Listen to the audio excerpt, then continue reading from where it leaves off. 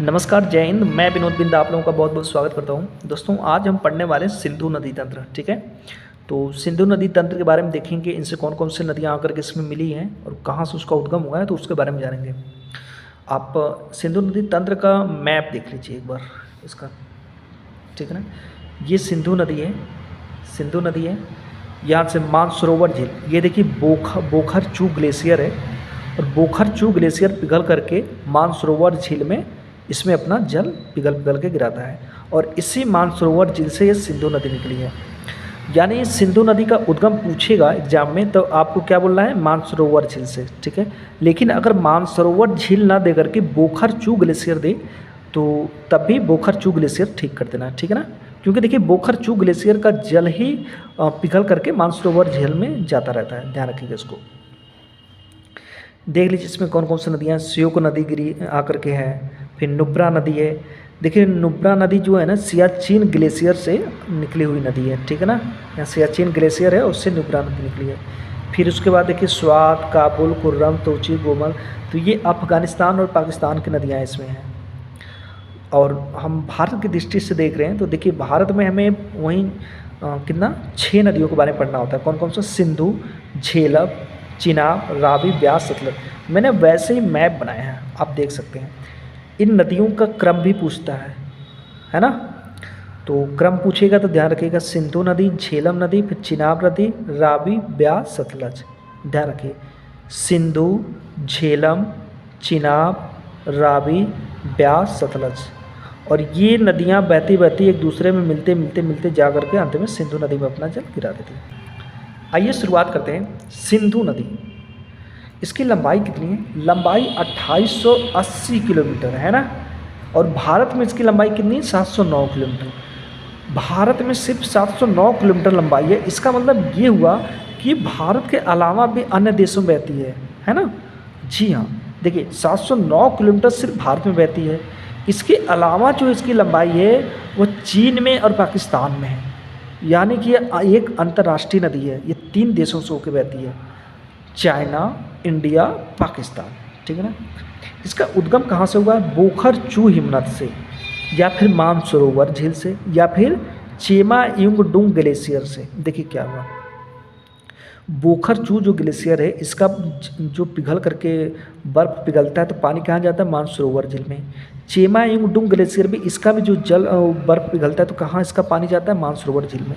तो है ना, अगर तीनों में से कोई पूछ दे, कोई भी दे दे, तो बस आपको ठीक कर देना। ध्यान रखिएगा इसको, कॉन्सेप्ट समझ में है ना। देखिए भारतीय उपमहाद्वीप में सिंधु जो है सबसे पश्चिमी नदी तंत्र है। भारतीय उपमहाद्वीप का मतलब हो गया दोस्तों कि इसमें 4-5 देश शामिल हुए। कौन कौन से? पाकिस्तान, अफगानिस्तान, भारत, भूटान, नेपाल। ठीक है ना, ध्यान रखिएगा इसको, और बांग्लादेश। ये भारतीय उपमहाद्वीप है। तो इसमें भारतीय उपमहाद्वीप में सिंधु सबसे पश्चिमी नदी तंत्र है, यानी कि सबसे पश्चिम साइड में है। ध्यान रखिएगा, भारत में 3 नदी तंत्र हैं मुख्यतः उत्तर भारत में: गंगा नदी तंत्र, सिंधु नदी तंत्र और ब्रह्मपुत्र नदी तंत्र। अब इसके बारे में थोड़ी बहुत हम लोग जान लेते हैं।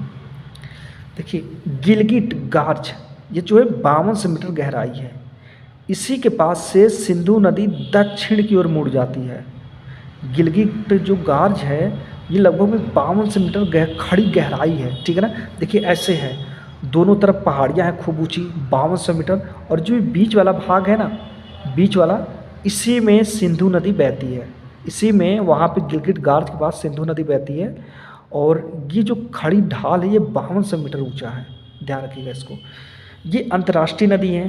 अंतर्राष्ट्रीय नदी का मतलब कि दूसरे देशों में भी बहती है। कौन कौन से? चीन, भारत, पाक मतलब पाकिस्तान। सिंधु नदी के बाएं तट से मिलने वाली नदियाँ क्रम से, देखिए क्रम पूछता है एग्जाम में, ध्यान रखिएगा। सिंधु, झेलम, चिनाब, रावी, ब्यास, सतलज। ठीक है ना, याद रखिएगा इसको। और सिंधु नदी तंत्र की 2 नदियाँ मानसरोवर झील से निकलती हैं। सिंधु नदी तंत्र की 2 नदियाँ मानसरोवर झील से निकलती हैं। झेलम नदी कश्मीर से निकलती है। कश्मीर में एक झील है शेषनाग झील, वहीं से यह झेलम नदी निकलती है।